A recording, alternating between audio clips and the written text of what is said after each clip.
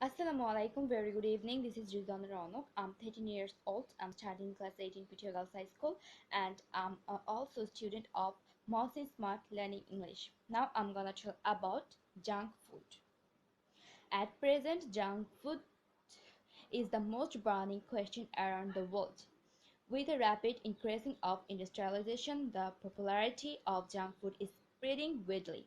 Foods that are easy to prepare available in the streets are junk food.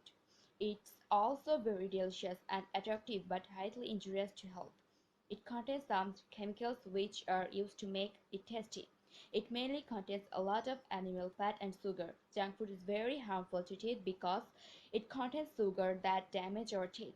Junk food is also harmful to skin because it contains fat that damage the tissues of our skin.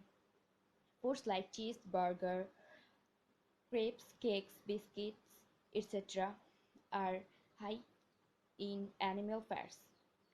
Sweets are fizzy drinks like Coca-Cola, lemon are highly in sugar. As junk food has no food value and it doesn't good to the body. We should avoid taking junk food. Instead, we should take homemade foods and normal foods like vegetable rice, so on. Thank you.